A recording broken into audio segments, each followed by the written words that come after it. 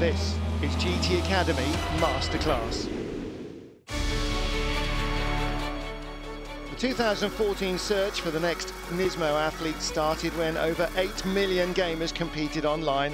41 then started at Racecamp, and 5 talented gamers made it to the super final.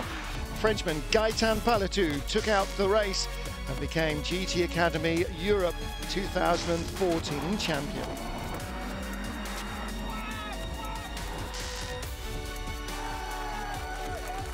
He was understandably overjoyed. I didn't think I'd get this. I didn't think I'd get this. It's unbelievable. Feels weird. It hasn't sunk in yet. It's not a sacrifice. To get here, you have to have given everything. But to continue, you need to keep giving everything and never stop.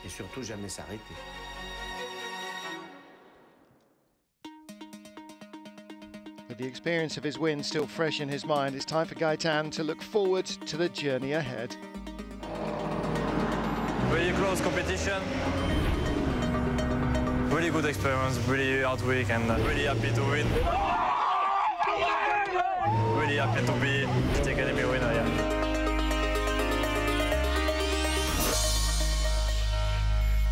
As the dream come true now to be a racing driver. Gaëtan will be joined by his new teammates. They will also make the move to live at the iconic Silverstone circuit, and here they'll undergo 2 months of intensive training through the driver development program in the hope of becoming successful racing drivers. Gaëtan will be joined by Mexican winner Ricardo Sanchez. I come from Toluca. It's a city, a small city that is 30 minutes away from Mexico City. And Ahmed bin Kanen from Saudi Arabia. It's like an amazing opportunity that I had to move out from Saudi Arabia to come here.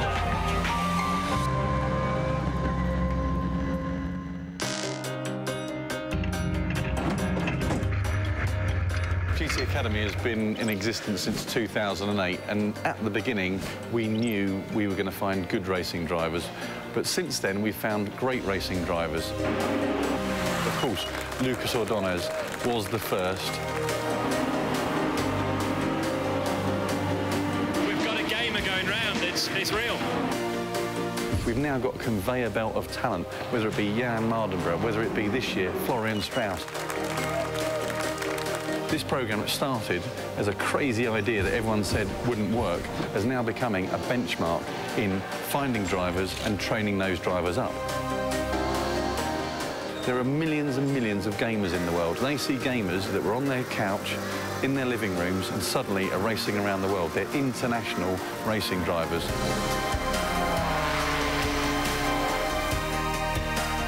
Now even, we've expanded. We're now in Thailand, in Mexico, in the Middle East, in Australia, and we're going to go even further next year.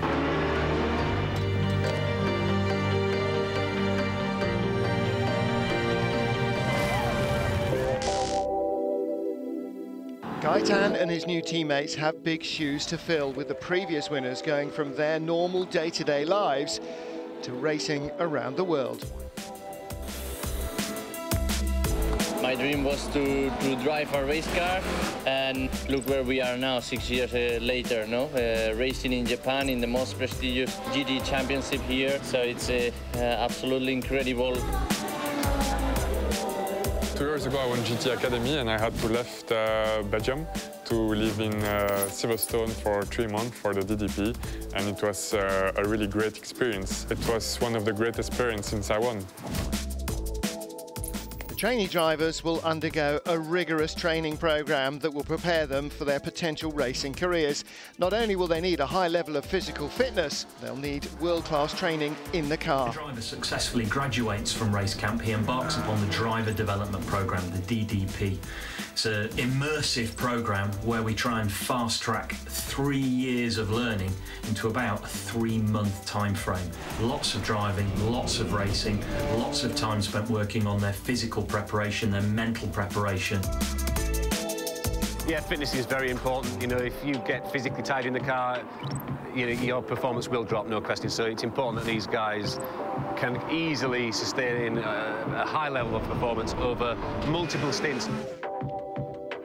Trainee drivers will need to work hard and fast. There's only a short window for them to meet optimum fitness in time for the big test, the Dubai 24 hours.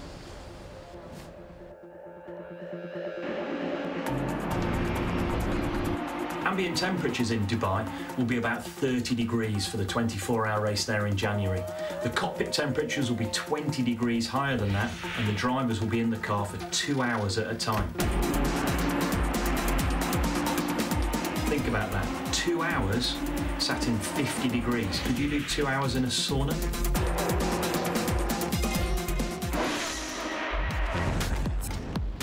To compete in Dubai, they'll require 12 signatures to gain their international race license. Throughout the program, they'll be mentored by industry professionals, including driver coach Rob Jenkinson.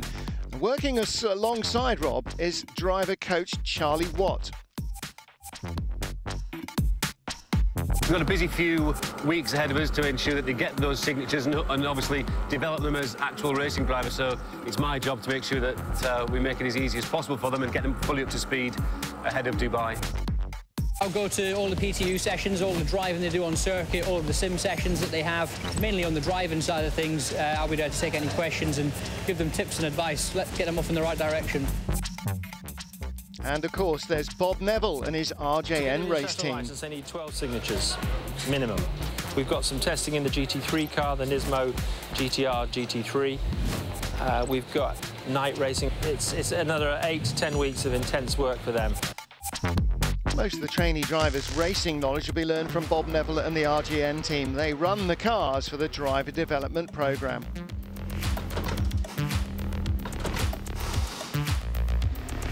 My job really starts when they get to the circuit, and then we get them in the car, get them comfortable, tell them what we want to achieve, and start from there.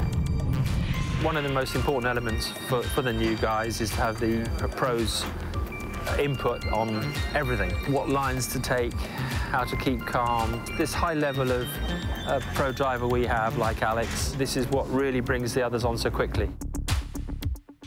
Bob and his team have worked with all the previous GT Academy winners. Well, I've been driving with RGN for 2 years, so I'm quite used now to work with them. Yeah, I know all the mechanics very well. I know Bob very well.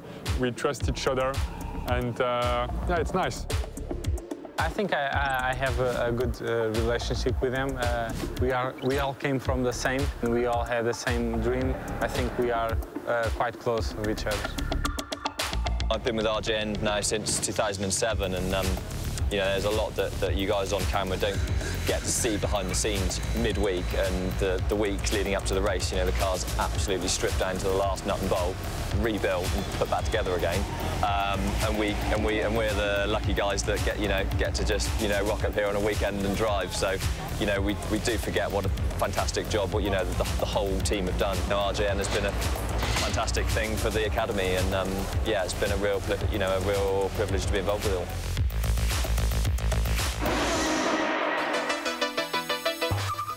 The trainee drivers will need to be mentally tough too if they're to succeed in world motorsport.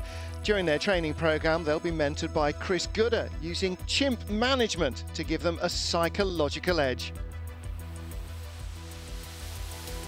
We try and differentiate what their emotional side of their brain is telling them and what their, we'd call it their human, logical, rational thinking side of their brain is telling them to do.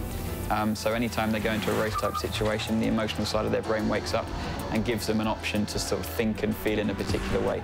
A lot of the time, that's quite unhelpful. So we're just making them aware of that and sort of saying, OK, we get that and we understand why it's there, but actually let's take a more sort of logical, rational approach.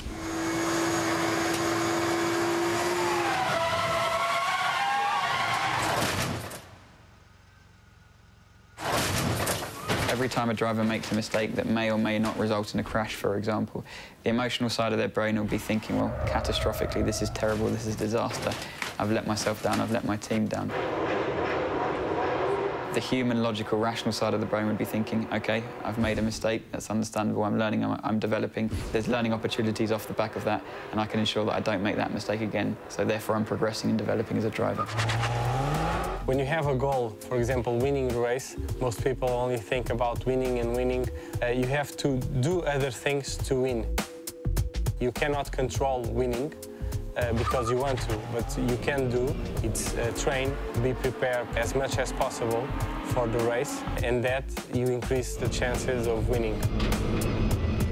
Mental toughness is something that experienced drivers continue to work on throughout their careers.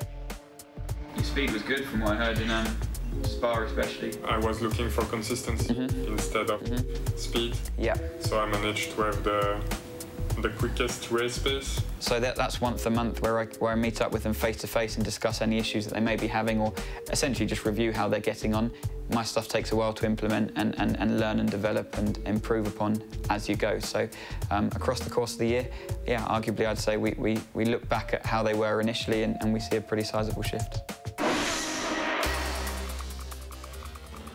Next time on GT Academy Masterclass, we continue to follow Gaetan and the other rookie drivers through their driver development program. We visit inaugural GT Academy winner Lucas Ordonez as he races in Japan in the prestigious Super GT.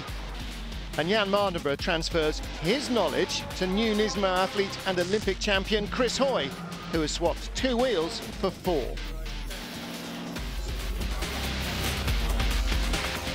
It's something which I've never thought about before, to work with a 6-time Olympic champion. It's great to see someone progress over a race weekend.